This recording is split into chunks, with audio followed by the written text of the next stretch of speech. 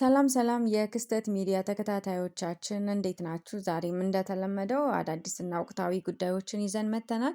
ለቻናሉ አዲስ ከሆናችሁ ሳብስክራይብ በማድረግ እንዲሁም ደግሞ ቪዲዮን አይታችሁ ከጨረሳችሁ በኋላ ሀሳብ አስተያየት እንድትሰጡን በአክብሮት እንጋብዛለን። መልካም ጊዜ። የህፃን ሄቨን እናት በተራዘመ ቀጠሮና በዘገየ ፍትህ ማዘኗን ገለጸች። ህፃን ሄቨን በሐምሌ 25 ቀን 2015 ዓ.ም ከዚህ ዓለም በሞት የተለየች ሲሆን እናቷ በቄለሽ ልጇን ካጣችበት ጊዜ ጀምሮ ፍትህ ለማግኘት ያደረገችው ጥረትና በየጊዜው ይሰጣት የነበረው ቀጠሮ ለከፍተኛ የስነ ልቦና ህመም እንደዳረጋት ገልጻለች። ፍርድን ከፈጣሪ ብቻ ጠብቃለሁ ስትል በምሬትና በጥልቅ ሐዘን ትገልጻለች። አያይዛም ወቅቱ ልጆች ቤት የሚያሳልፉበት ወቅት በመሆኑ ወላጆች ልጆቻቸውን እንዲከታተሉ መልእክት አስተላልፋለች። ሰላም አበቄለሽ ነኝ። ይሄ ጉዳይ ምን ላይ ደረሰ እያላችሁ በውስጥ ኢንቦክስ ለምታደርጉልኝ ከሀገር ውስጥም ከውጭም ያላችሁ ወገኖቼ በሙሉ ከልብ ማመስገን እፈልጋለሁ። ይሄ ጉዳይ ድጋሜ ለ4 ወር ተቀጥሯል። 3 ዓመት ሙሉ ፍርድ ቤት ቆሜያለሁ። ለ4ኛ ዓመት እንዴት እንደምቆም ከብዶኛል። ሐዘኑ በጣም ከባድ ነው።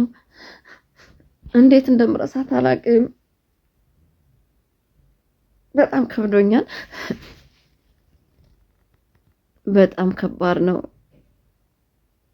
እናቶቼ በጸሎታችሁ ስቡኝ። እንዴት እንደምሆን አላውቅም። በጣም ግራ ገብቶኛል። መተኛት አልቻልኩም። ልጄን መርሳት አልቻልኩም። ፍትህ የለም። ለማን እንደምናገር ግራ ገብቶኛል። በጣም ግራ ገብቶኛል።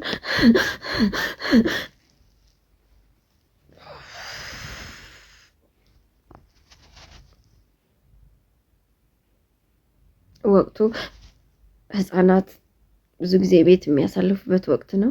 በዚህ አጋጣሚ ወላጆች እኔ ላይ የደረሰ ማንም ላይ እንዳይደርስ ልጆቻችሁን ጠብቁ ለማለት ፈልጋለሁ። አመሰግናለሁ። ዳናዊት መክብብ ከኤቢኤል ኮንሰልታንሲ ኃላፊነቱ የተወሰነ የግል ማህበር፣ ቤተልሔም ታደሰ፣ ገሊላ በለጠና ቤል ተስፋዬ ከተባሉ ሌሎች ተከሳሾች ጋር የፍትሐብሔር ክስ የተመሰረተባት ከወራት በፊት እንደነበር ይታወቃል። ቁጥራቸው 13 የሆኑ ከሳሾች እነ ዳናዊት ወደ ውጭ ሀገር እንልካቸዋለን በማለት ከእያንዳንዳችን 437 ሺህ ብር ከተቀበሉ በኋላ ሳይልኩን ቀርተዋል በሚል ክስ ለፍርድ ቤት አቅርበዋቸው ነበር።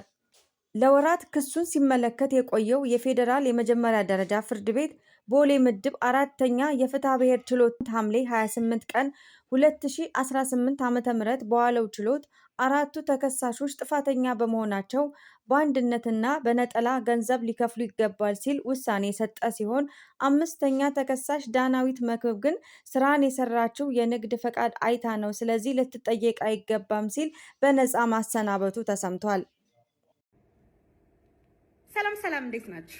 በተለያዩ ሁኔታዎች ወደ ካናዳ ሄዳችሁ ለመማር ፕሮሰስ ለጀመራችሁ ተማሪዎች በሙሉ የካናዳ ቪዛ እንግዲህ ውስብስብ መሆኑን በመረዳትና በእናንተ በደንበኞቻችን ጥያቄ መሰረት የቪዛ ሂደቱን ለማፋጠን እንዲሁም ደግሞ የተሳካ ለማድረግ ኤማልትራ ኤጁኬሽን ኮንሰልታንሲ የተለያዩ ሰነዶችን የማዘጋጀትና ለቪዛ ሂደቱ የሚጠቅሙ ሰነዶችን የመላክ ስራ መጀመራችንን ስንገልጽላችሁ በደስታ ነው። ለበለጠ መረጃ ከስር ባለው ስልክ ቁጥራችን ይደውሉልን።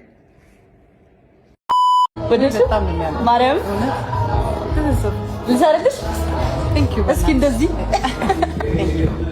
አመሰግናለሁ። ዜራሽ አሜን። በጣም አሜን። yes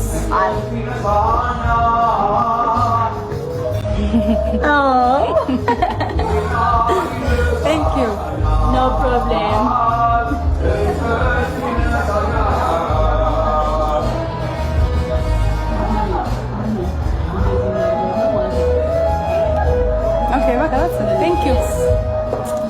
ቲክታከር ጃኒ ተዋናይት ሰላም ተስፋዬን በማግኘት ፍቅሯንና አክብሮቷን ገልጻለች። የሚያደንቁትን ሰው ቀጥሮ ማድነቅ ብዙም ባልተለመደ ሁኔታ ጃኒ ገብሩ ግን ፍቅሯንና አድናቆቷን ይገልጻል ካለችው ስጦታ ጋር ተገኝታ አክብሮቷን ገልጻለች።